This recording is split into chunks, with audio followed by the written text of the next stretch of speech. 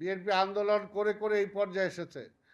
BNP প্রত্যেকটা নেতা কর্মী আজকে সবাই সলিড খাদ একটা সলিড সোনা হিসাবে রূপান্তরিত হয়েছে।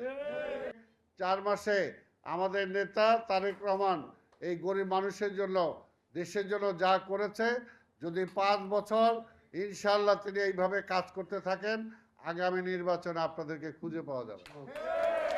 মৃত্যু পরোয়া নিয়ে আমরা যারা রাজনীতি করেছি, আমরা যারা আন্দোলন করেছি, আজকে তাদেরকে ছোট মনে করেন না। আর এত ছোট মনে করেন না যে বিএনপিকে আন্দোলনে ধমক দিলেন আর বিএনপি শুয়ে পড়ল। বিএনপি আন্দোলনের মধ্য দিয়ে জন্ম হয়েছে, কাজে এই বিএনপিকে আন্দোলনের ভয় দেখায় লাভ নাই। বিএনপি আন্দোলন করে করে এই পর্যায়ে এসেছে।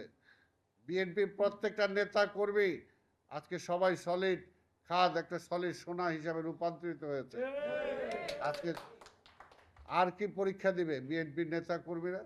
এখন বলতে পারেন যা একটাই অপবাদ দিয়েছেন যে 5ই আগস্টের পরে বলছেন বিএনপি এই করলো এইটা হলো, এই কারণে বিএনপির ভোট দিবে না।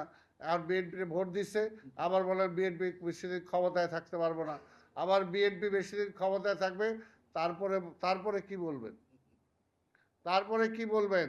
বলার কিছু নাই, কারণ বলার কিছু থাকবে না, এটা জানি যে 3 মাসে 4 মাসে আমাদের নেতা তারেক রহমান এই গরিব মানুষের জন্য, দেশের জন্য যা করেছে, যদি 5 বছর ইনশাআল্লাহ তিনি এইভাবে কাজ করতে থাকেন, আগামী নির্বাচনে আপনাদেরকে খুঁজে পাওয়া যাবে। এই কারণে ভয় পান, দেশের স্বাভাবিক অবস্থা বজায় থাক, দেশের স্বাভাবিক অবস্থায় তারেক রহমান দেশটা পরিচালনা করুক, দেশটা উন্নয়নের দিকে নিয়ে যাক, গণতন্ত্রটা থাক, এইটা আপনারা চান না।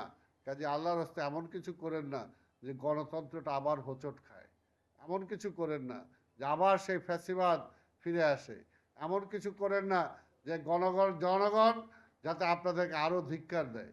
কারণ জনগণ জানে এই দেশের জনগণ অনেক সচেতন। প্রতিটি আন্দোলনের সংগ্রামে তারা বুঝে শুনে রায় দিয়েছে। তারা দেখেছে যে বিএনপির পক্ষে সবসময় জনগণ ছিল, এই কারণেই ছিল, কারণ বিএনপি জনগণের পাশে সবসময় ছিল। প্রতিটা দুঃসময়, সে 71 থেকে শুরু করে যখন বিএনপি জন্ম হয় নাই, শহীদ রাষ্ট্রপতি জিয়া রহমান জনগণের চিন্তা করে, দেশের চিন্তা করে স্বাধীনতার ঘোষণা দিয়েছিলেন।